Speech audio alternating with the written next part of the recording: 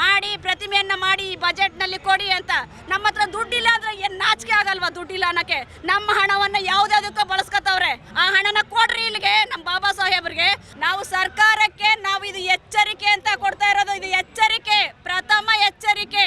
ನೀವು ಇಲ್ಲಿ ಕರ್ನಾಟಕದಲ್ಲಿ ಬಾಬಾ ಸಾಹೇಬರ 250 ಅಡಿ ಎತ್ತರದ ಪ್ರತಿಮೆಯನ್ನ ಮಾಡಲಿಲ್ಲ ಅಂದ್ರೆ ಇದು ಉಗ್ರವಾದಂಥ ಒಂದು ಹೋರಾಟಕ್ಕೆ ನೀವು ಮಾಡಿಕೊಡುತ್ತೆ.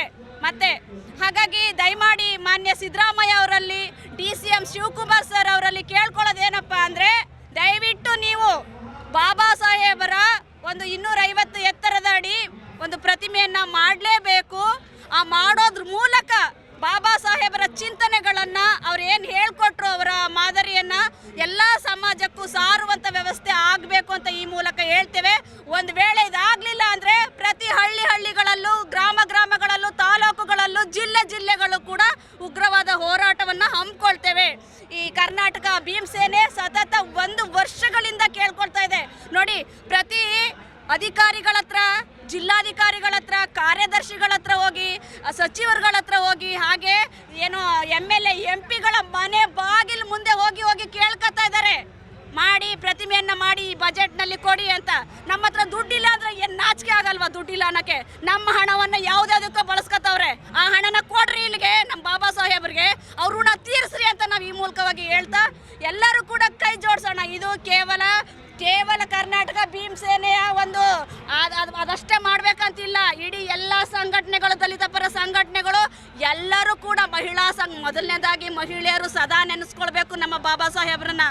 ಎಲ್ಲ ಮಹಿಳೆಯರು ಇಲ್ಲಿ ಮುಂದಿನ ಹೋರಾಟಗಳಲ್ಲಿ ಇಲ್ಲಿ ನಿಂತು ಬಾಬಾ ಸಾಹೇಬರ ಪ್ರತಿಮೆ ಆಗಲೇಬೇಕು, ಅತಿ ಎತ್ತರದ ಪ್ರತಿಮೆ ಆಗಬೇಕು. ನೋಡಿ, ನಾನು ಇನ್ನೊಂದು ಮಾತು ಹೇಳ್ತೀನಿ, ಇಡೀ ಭಾರತಾದ್ಯಂತ ಬಾಬಾ ಸಾಹೇಬರ ಪ್ರತಿಮೆಯೇ ಎತ್ತರದ ಪ್ರತಿಮೆ ಆಗಬೇಕು.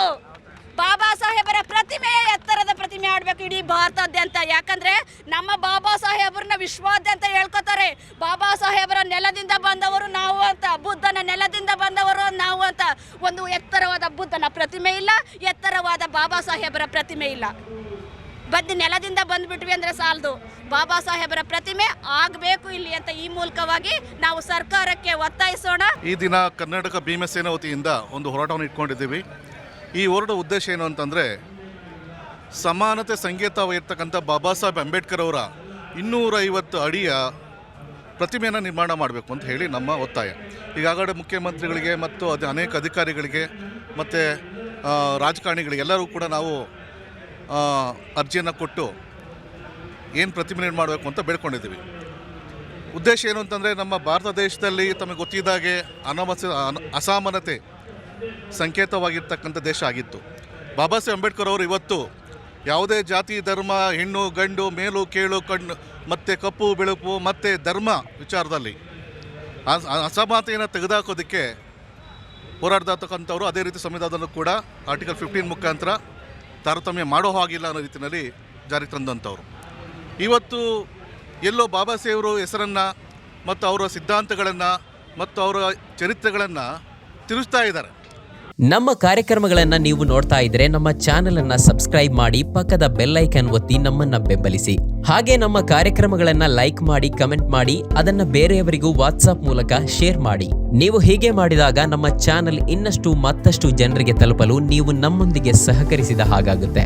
ಇದು ನೀವು ಯಾವುದೇ ಖರ್ಚಿಲ್ಲದೆ ಕೆಲವೇ ಸೆಕೆಂಡುಗಳಲ್ಲಿ ನೀಡಬಹುದಾದ ಸಹಕಾರ. ಧನ್ಯವಾದಗಳು.